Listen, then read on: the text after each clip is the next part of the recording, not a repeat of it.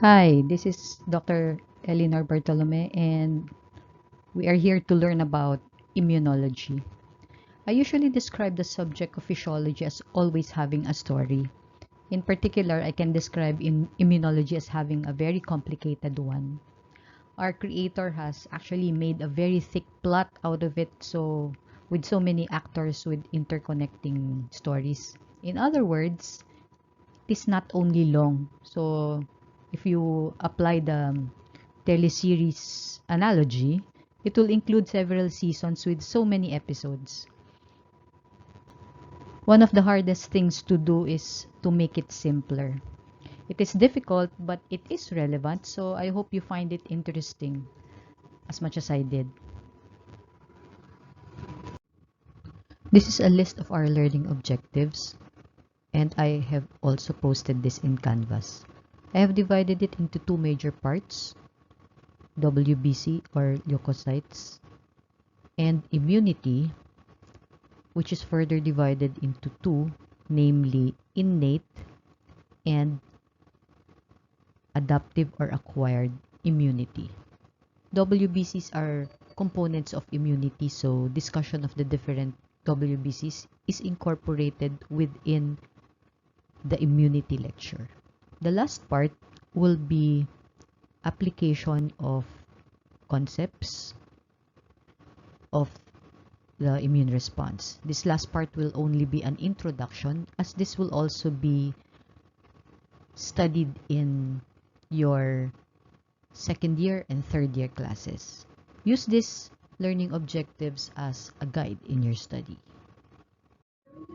There are 6 parts of this lecture. Part 1 is the general overview. Innate immunity is covered in parts 2 and 3, while adaptive immune system will be discussed in parts 4, 5, and 6. Application will also be discussed in part 6. So let's have some basic definitions first. Let's define immunity first, and it's our ability to protect ourselves from disease, while immunology is the study of cells, organs, and molecules responsible for immunity and how they respond and interact. Now, the immune system is composed of cells and molecules responsible for immunity. And of course, it includes their coordinated response to the introduction to foreign substances. So what's the role of the immune system? So it's a defense against infections, which means to say that if we have deficient immunity, then it results to increased susceptibility to infections, as exemplified by AIDS patients. And then another role is defense against tumors. So it has a potential, it's a potential for immunotherapy for cancer patients. It also has a role in the control and of tissue regeneration and scarring. So it implies that it will be important for the repair of damaged tissues and organs. The immune system can endure and induce pathologic inflammation. So the implication of that is the immune responses, especially if uncontrolled, can cause hypersensitivity reactions, which we will be discussing towards the end of the lecture. And then the immune system recognizes and responds to tissue grafts and newly introduced proteins. So this means that the immune response is actually a hindrance to tissue and organ transplantation.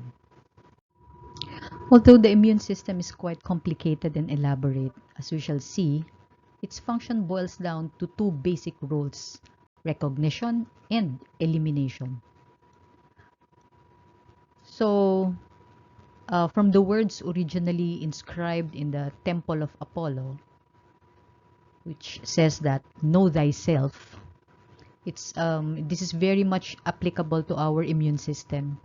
So we should be able to recognize foreign substances, or in other words, we should know self versus non-self.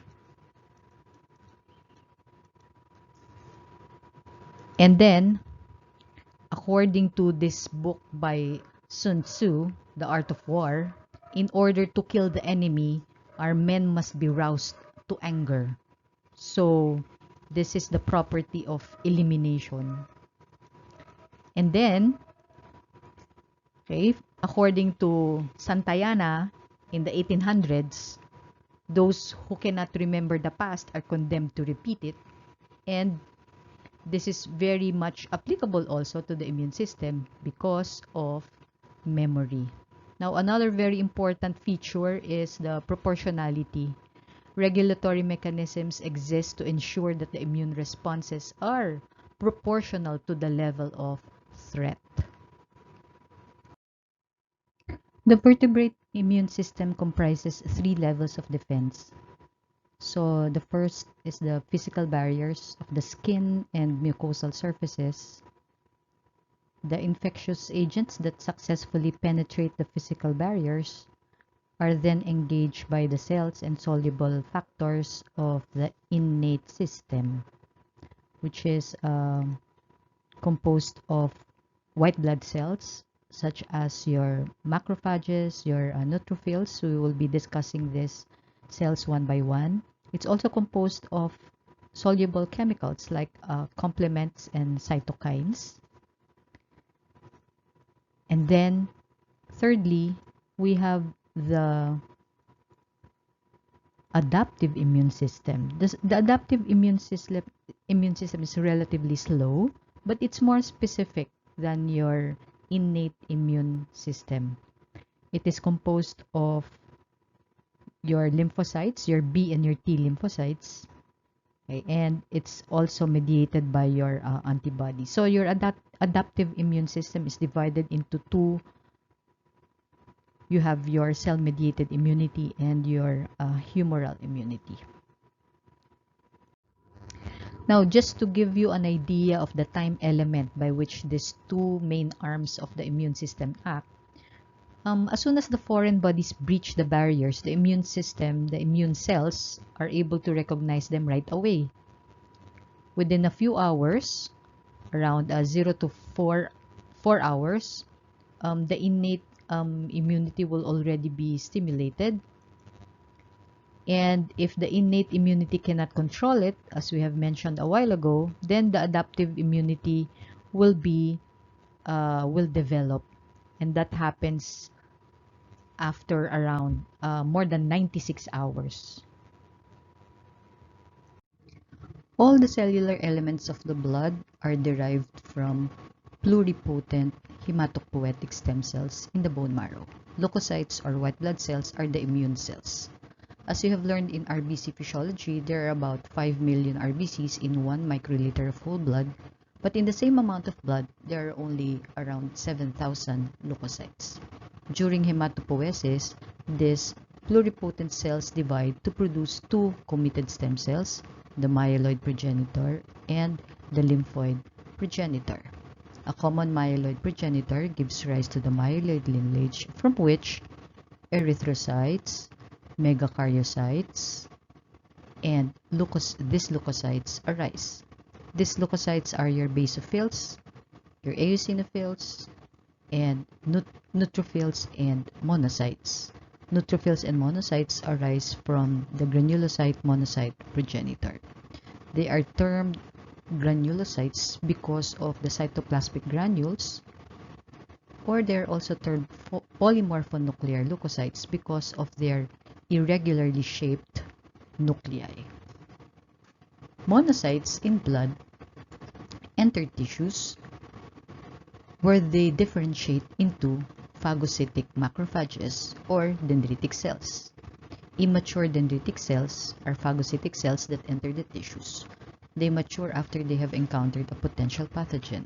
Majority of these dendritic cells are derived from the common myeloid progenitor cells, but some also arise from the common lymphoid progenitor. Mast cells also enter tissues where they complete their maturation. A common lymphoid progenitor gives rise to the lymphoid lineage of the innate lymphoid cells and the B and your T lymphocytes. Production of these cells is stimulated by interleukins and other cytokines such as stem cell factors, granulocyte colony stimulating factor or GCSF, and granulocyte macrophage colony stimulating factor or GM-CSF made by endothelium and fibroblasts of bone marrow and white blood cells. I have inserted several concept check slides here, but I will also be putting this in Canvas. So this will be a break for you as you listen to this lecture. So you can answer this on your own. Now, as I have said, two of the most challenging aspects of the study of immunology are the many important details and the interconnected nature of the response. We should be able to tell where each detail fits and how these details work together in the greater scheme of immunology. So for the teacher, it's a daunting task to simplify. So our primary goal is for us to see the big picture. So here we have a big picture map that will help us have a better perspective of the intricate interconnections between individual players and concepts. So this map highlights the interactions between the innate and the adaptive immunity. So in number 1, we can see that pathogens may enter the body through mucosal surfaces or through a breach in the skin. Now, threats do not only include bacteria or viruses. It can also include cancers, toxins, and even therapeutic drugs and diagnostic procedures. After breaching the epithelial cell barriers, the pathogen is detected by resident phagocytic cells. Okay, so these are your resident phagocytic cells and they comprise your innate immunity. So the first question is how these cells recognize the foreign invaders. So the responding immune cells try to fight locally by releasing antimicrobial compounds, cytokines, and they also help recruit other immune cells to the site, and that is called your inflammation. And we will be discussing that also later.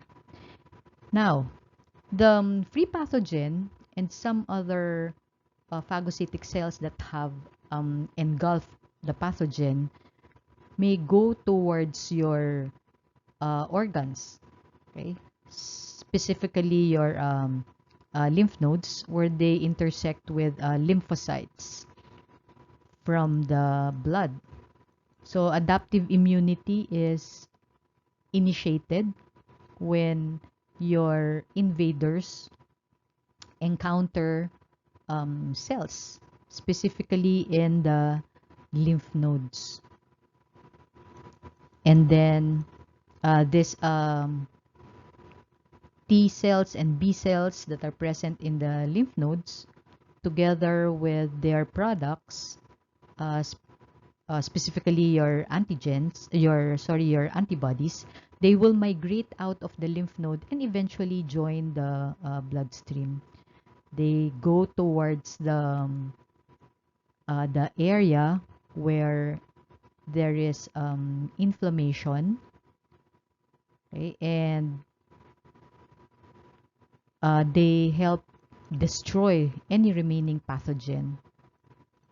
But aside from that, there are long-term memory T and B cells that take up residence in various locations in the body.